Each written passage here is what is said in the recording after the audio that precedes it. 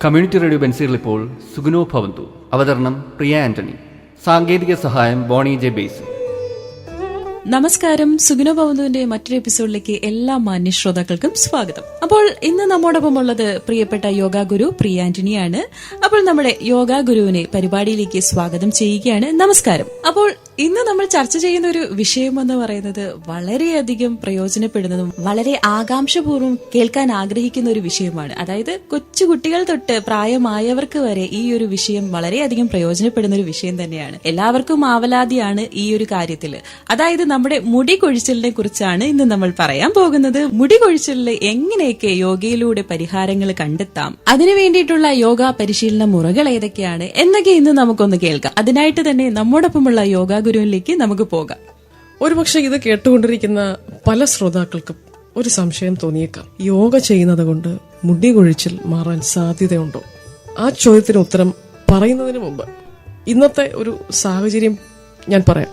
പണ്ടത്തെ കാലത്തെ അപേക്ഷിച്ച്, പ്രത്യേകിച്ച് എടുത്തു പറയുകയാണെങ്കിൽ, പണ്ടൊക്കെ ഒരു 40 വയസ്സിന് ശേഷമാണ് നമുക്ക് സാധാരണ മുടി കൊഴിച്ചിലിന്റെ പ്രശ്നങ്ങള്, കഷണ്ടി വരുന്ന പ്രശ്നങ്ങള്, മുടി നരയ്ക്കുക എന്നുള്ള പ്രശ്നങ്ങള്, ആരോഗ്യകരമായ മുടി ഇല്ലാതെ വരികയും അത് പൊട്ടി പോവുകയും ചെയ്യുന്ന പലതരത്തിലുള്ള പ്രശ്നങ്ങൾ വരുന്നത് ഈ ഒരു കാലഘട്ടത്തിലാണ്. ഒരു 40, 45, 50 വയസ്സ് ആ ഒരു സമയത്ത്. എന്നാൽ അതിൽ നിന്ന് വ്യത്യസ്തമായിട്ട് ഈ ഒരു കാലഘട്ടത്തിൽ കണ്ടുവരുന്നത് അകാല നര.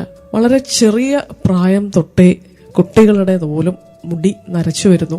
മുടി പൊഴിച്ചിൽ ഇന്ന് സർവ്വസാധാരണമായ ഒരു പ്രശ്നമായിരിക്കുന്നു. കഷണ്ടി എന്ന് പറയുന്നതും പല കാരണങ്ങൾ കൊണ്ട് ഉണ്ടാകാറുണ്ട്. അതും കുറേയേറെ മുന്നേ നമ്മളെ ബാധിക്കുന്ന ഒരു സ്ഥിതി വിശേഷത്തിലേക്ക് നമ്മൾ കടന്നിരിക്കുന്നു. കാരണങ്ങൾ പലതാണ്. പണ്ടുകാലത്തെ അപേക്ഷിച്ച് നമ്മുടെ ജീവിതശൈലി മാറി, നമ്മുടെ ഭക്ഷണ രീതികൾ മാറി, മദ്യപാനം, പുകവലി, കഞ്ചാവിന്റെ ഉപയോഗം, മാനസിക സമ്മർദ്ദം, അങ്ങനെ പല പല കാരണങ്ങൾ കടന്നു വന്നത് മൂലം ഇത്തരം പ്രശ്നങ്ങൾ വളരെയധികം രൂക്ഷമായിട്ടുണ്ട്. അപ്പോൾ ഇതിന് യോഗയിൽ കൂടെ നമുക്ക് എങ്ങനെ ഒരു പ്രതിവിധി നേടാം എന്നതിനെ കുറിച്ചാണ് ഇന്നൊന്ന് വിശദമായിട്ട് പറയുന്നത്. നമുക്കെല്ലാവർക്കും അറിയാം, യോഗ പരിശീലനം എന്ന് പറയുന്നത് കേവലം മുടികൊഴിച്ചിൽ എന്നുള്ള ഒരു പ്രശ്നം പരിഹരിക്കാൻ വേണ്ടി മാത്രമുള്ളതല്ല.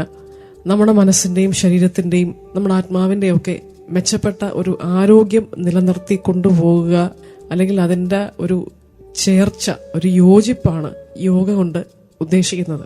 തീർച്ചയായിട്ടും യോഗയുടെ പാതയിൽ കൂടെ സഞ്ചരിക്കുന്ന ഒരാൾക്ക് ശാരീരിക തലത്തിലും മാനസിക തലത്തിലുമുള്ള മെച്ചപ്പെട്ട ആരോഗ്യം മാത്രമല്ല, നമ്മുടെ രോഗപ്രതിരോധ ശേഷി വർദ്ധിപ്പിക്കുകയും, അങ്ങനെ വരുമ്പോൾ നമുക്കുണ്ടാകുന്ന പല പ്രശ്നങ്ങളും, ഈ മുടി കൊഴിച്ചൽ ഉൾപ്പെടെയുള്ള പല പ്രശ്നങ്ങൾക്കും ഒരു നല്ല പരിഹാര മാർഗമാണ് യോഗ പരിശീലനം.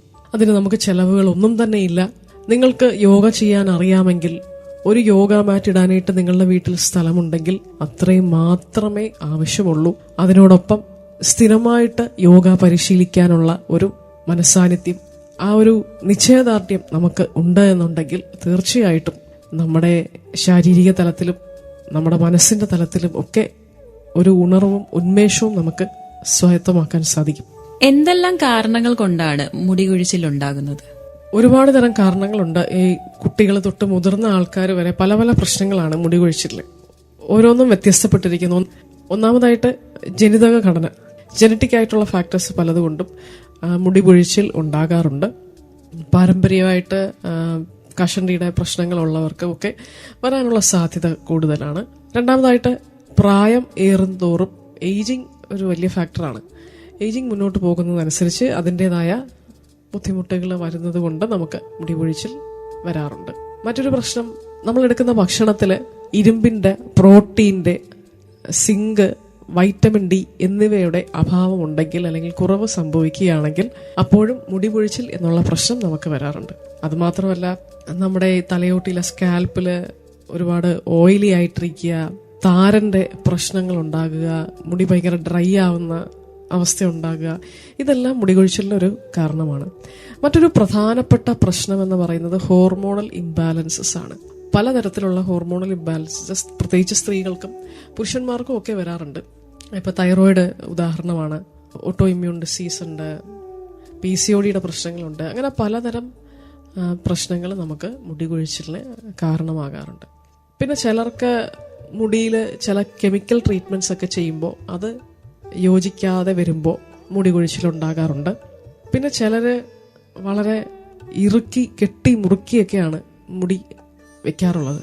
അപ്പോൾ അങ്ങനെ വളരെ ഹാർഡായിട്ട് അതിനെ കൈകാര്യം ചെയ്യുമ്പോൾ മുടി പൊട്ടിപ്പോവാനുള്ള സാധ്യത കൂടുതലാണ്. അതുമാത്രമല്ല, മുടിക്ക് വേണ്ട കേശ സംരക്ഷണവും പരിചരണവും വേണ്ട രീതിയിൽ നമ്മൾ കൊടുത്തില്ല എന്നുണ്ടെങ്കിൽ അതും മുടി കൊഴിച്ചിലിന് കാരണമാകും.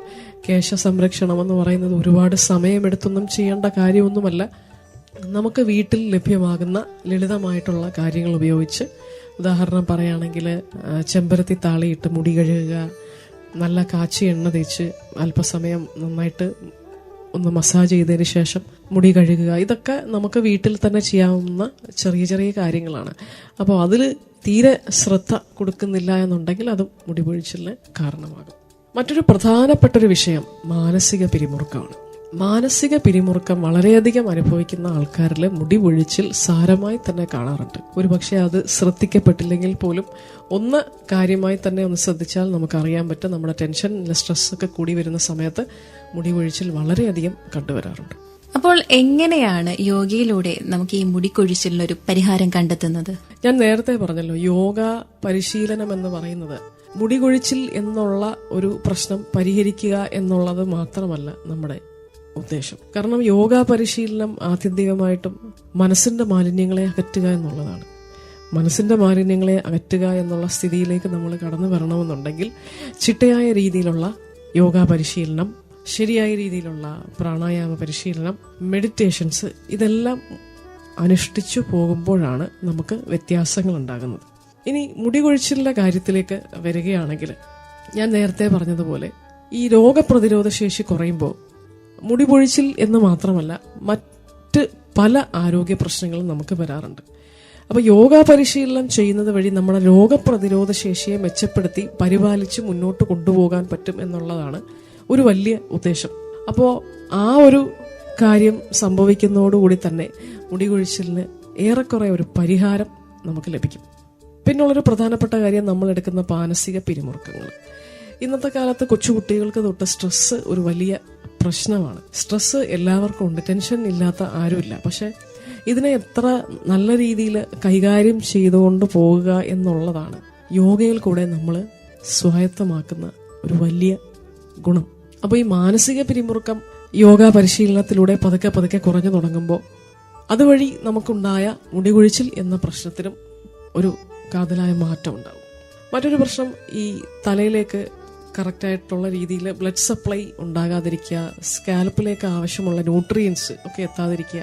അപ്പോൾ അതിനു വേണ്ടി ഉള്ള പലതരത്തിലുള്ള യോഗ പരിശീലന മാർഗങ്ങളുണ്ട്. അതായത് കൂടുതൽ നമ്മൾ തലയോട്ടിയിലേക്ക് കൂടുതൽ രക്തയോട്ടം ഉണ്ടാകാൻ വേണ്ടിയുള്ള യോഗ ആസനങ്ങളുണ്ട്. അപ്പോൾ ഇത്തരം യോഗാസനങ്ങൾ ചെയ്യുന്നത് വഴി തലയിലേക്ക് കൂടുതൽ ബ്ലഡ് സർക്കുലേഷൻ ഉണ്ടാകുകയും അതുവഴി മുടികൊഴിച്ചിൽ എന്നുള്ള പ്രശ്നത്തിന് ഒരു നല്ല പരിഹാര മാർഗം ഉണ്ടാകുകയും ചെയ്യും. മറ്റൊരു പ്രശ്നം ഞാൻ നേരത്തെ പറഞ്ഞത് ഏജിങ് ആണ്. നമുക്കറിയാം, ഒരു കുട്ടി ജനിക്കുന്ന അന്ന് തൊട്ട് ഏജിങ് പ്രോസസ്സിലാണ്. എന്ന് വെച്ച് നമ്മൾ വയസ്സായിക്കൊണ്ടിരിക്കുന്നു എന്ന് ഒന്നും മനസ്സിൽ വിചാരിച്ച് ആശങ്കപ്പെടേണ്ട കാര്യമൊന്നുമില്ല. പക്ഷേ ഏജിങ് എന്ന് പറയുന്നത് ഒരു വളരെ സത്യമായിട്ടുള്ളൊരു അവസ്ഥയാണ്. അപ്പോൾ നമ്മൾ കാലം മുന്നോട്ട് പോകുന്നതനുസരിച്ച് ആരോഗ്യകരമായ പല പ്രശ്നങ്ങളും നമുക്ക് കടന്നു വരാനുള്ള സാധ്യതയുണ്ട്.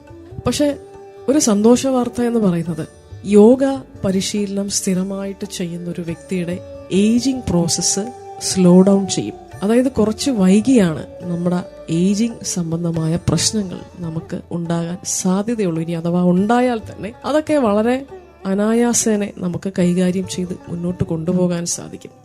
അപ്പോൾ കുറച്ചൊന്ന് ഡിലേ ചെയ്യുകയാണ് നമ്മുടെ ഈ ഏജിങ് പ്രോസസ്സ്. അതാണ് യോഗ ചെയ്യുന്നത് വഴി ഏജിങ് സംബന്ധമായി നമുക്ക് വരാൻ സാധ്യതയുള്ള മുടികൊഴിച്ചിലിന് പരിഹാരം കിട്ടുന്നത്. മറ്റൊരു കാര്യം എടുത്തു പറയേണ്ടത്, സ്ഥിരമായിട്ടുള്ള ഒരു യോഗ പരിശീലനം നമ്മുടെ എൻഡോക്രൈൻ സിസ്റ്റത്തിന് ഡയറക്റ്റ് സ്റ്റിമുലേഷൻ ഉണ്ടാക്കുന്ന ഒന്നാണ്, അതിനെ ഉത്തേജിപ്പിക്കുന്നതാണ്. അതുകൊണ്ട് തന്നെ നമുക്കുണ്ടാകുന്ന ഹോർമോണൽ ഇംബാലൻസസ് നല്ല ഒരു ശാശ്വത പരിഹാരമാണ് യോഗയിലൂടെ. അതുമാത്രമല്ല, thyroid, auto immune disease, PCOD പ്രശ്നങ്ങൾ, ആർത്തവ സംബന്ധമായ പ്രശ്നങ്ങൾ, ഇതിനെല്ലാം യോഗ പരിശീലനം വളരെ ഫലപ്രദമാണ്. അപ്പോൾ ഹോർമോണൽ ഇംബാലൻസസ് ഒക്കെ മൂലം വരുന്ന മുടികൊഴിച്ചിൽ എന്ന പ്രശ്നത്തിന് യോഗ വഴി നമുക്ക് ശാശ്വതമായ പരിഹാരം നേടാൻ സാധിക്കും.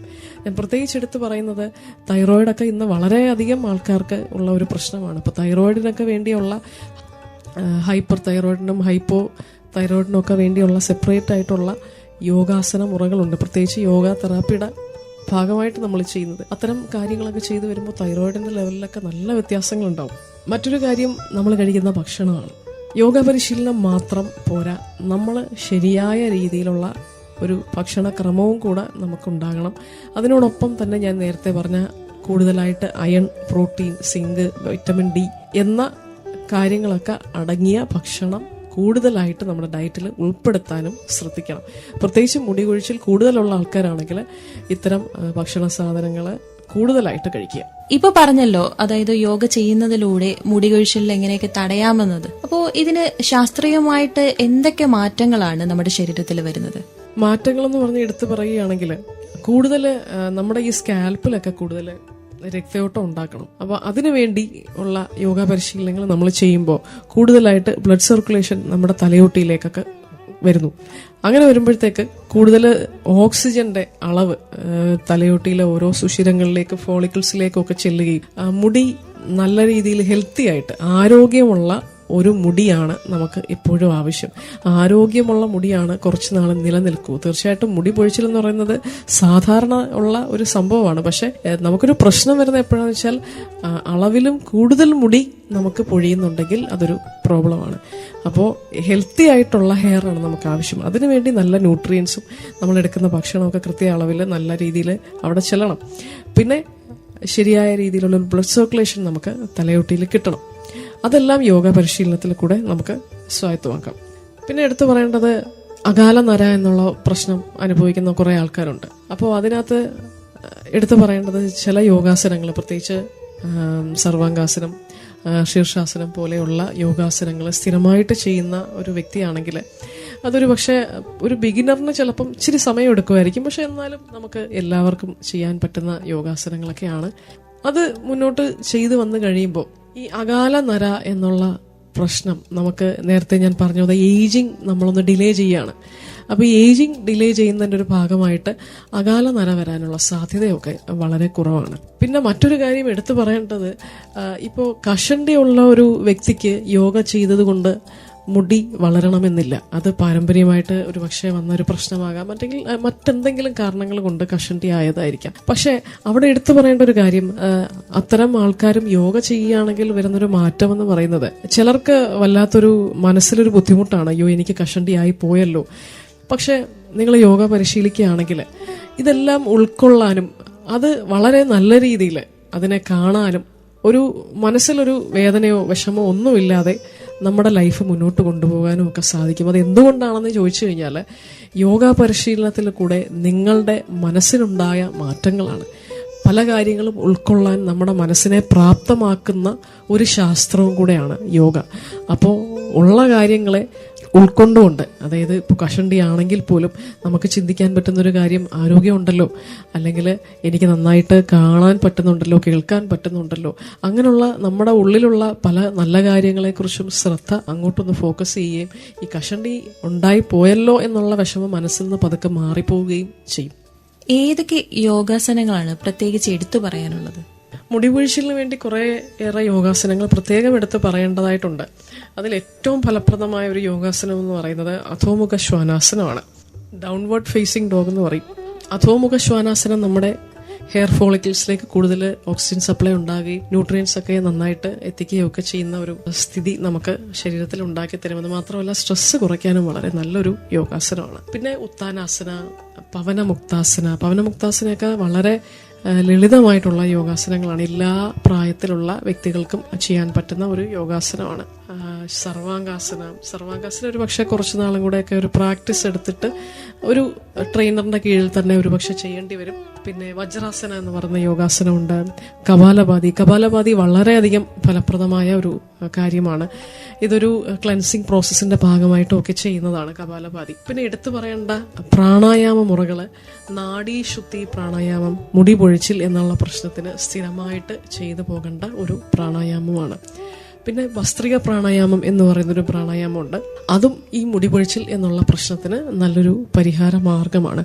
ഇതൊക്കെ ഒരു ട്രെയിനറിന്റെ അടുത്ത് ഒരു അത്യാവശ്യ പരിശീലനം എടുത്തു കഴിഞ്ഞാൽ പിന്നെ നിങ്ങൾക്ക് വീട്ടിൽ സ്ഥിരമായിട്ട് ഇത് ചെയ്തു പോകാവുന്നതേ ഉള്ളൂ. അപ്പോൾ സ്ഥിരമായിട്ട് ഒരു പരിശീലന പദ്ധതി നമുക്കുണ്ടെങ്കിൽ ഈ മുടിപൊഴിച്ചിലെന്ന് മാത്രമല്ല നമുക്കുണ്ടാകുന്ന പല ആരോഗ്യ പ്രശ്നങ്ങൾക്കും നല്ലൊരു പരിഹാര മാർഗമാണ് യോഗ. അപ്പോൾ ഇത്തരം യോഗാസനങ്ങൾ ചെയ്യുമ്പോൾ എന്തെങ്കിലും പ്രത്യേകമായിട്ട് ശ്രദ്ധിക്കേണ്ട ആവശ്യമുണ്ടോ? ശ്രദ്ധിക്കേണ്ട ഒരു കാര്യം എന്ന് പറയുന്നത്, ഞാൻ നേരത്തെ പറഞ്ഞ അധോമുഖ ശ്വാനാസനം ഗർഭിണികളായിട്ടുള്ള ആൾക്കാർ ചെയ്യാൻ പാടുള്ളതല്ല. അതുമാത്രമല്ല, അധോമുഖ ശ്വാനാസനം പോലെ ഉള്ള പല യോഗാസനങ്ങളും ഹൈ BP ഉള്ള ആൾക്കാരാണെങ്കിൽ അതിന് വേണ്ട നിർദ്ദേശങ്ങൾ അവരുടെ ട്രെയിനറിൻ്റെ അടുത്ത് നിന്ന് എടുത്തതിന് ശേഷം മാത്രമേ ചെയ്യാൻ പാടുള്ളൂ. ചില യോഗാസനങ്ങൾ ഉടനെ ആൻജിയോപ്ലാസ്റ്റി ഒക്കെ കഴിഞ്ഞ ആൾക്കാരാണെങ്കിൽ, ഹൃദയത്തിന് ശസ്ത്രക്രിയ കഴിഞ്ഞവർ, അങ്ങനെയുള്ള പ്രശ്നങ്ങളുള്ളവർ ഒരു ട്രെയിനറിനടുത്ത്, അവർക്ക് യോഗ ചെയ്യാൻ പാടില്ല എന്നൊന്നുമില്ല, പക്ഷെ അവർ ഏത് രീതിയിലാണ് ചെയ്യേണ്ടത് എന്ന് ഒരു വിദഗ്ധ പരിശീലനം എടുത്തതിന് ശേഷം അതുമായിട്ട് മുന്നോട്ട് പോകും. അപ്പോൾ തീർച്ചയായിട്ടും നമുക്ക് വളരെയധികം കേട്ടിരിക്കേണ്ട കാര്യങ്ങൾ തന്നെയാണ് ഇന്ന് നമ്മുടെ പ്രിയപ്പെട്ട യോഗ ഗുരു പറഞ്ഞു തന്നത്. അതായത് നമ്മുടെ തിരക്കേറിയ ജീവിതത്തിൽ എല്ലാവർക്കും വളരെ അത്യന്താപേക്ഷികമായിട്ടുള്ള ഒരു കാര്യം തന്നെയാണ് മുടി എന്ന് പറയുന്നത്. മുടി ഒരു സൗന്ദര്യത്തിന്റെ ലക്ഷണം തന്നെയാണ് എന്ന് പറയുന്നത് വെറുതെ ഒന്നുമല്ല. അതുകൊണ്ട് തന്നെ നമ്മുടെ പ്രിയപ്പെട്ട ശ്രോതാക്കൾ, കേട്ടിരിക്കുന്ന ശ്രോതാക്കളെല്ലാം ഈ പറഞ്ഞ യോഗാസനങ്ങളും യോഗാമുറകളും അത് പറഞ്ഞ രീതിയിൽ തന്നെ ചെയ്തു നോക്കേണ്ടതാണ്. അപ്പോൾ ഇത്രയും പറഞ്ഞുകൊണ്ട് ഇന്നത്തെ സുഗുണ ഭവന്തു ഇവിടെ അവസാനിക്കുകയാണ്. അടുത്ത ആഴ്ച യോഗയിലെ മറ്റൊരു വിശേഷങ്ങളുമായി സുഗുണ ഭവന്തു നിങ്ങൾക്ക് മുമ്പിൽ എത്തുന്നതായിരിക്കും. നന്ദി, നമസ്കാരം.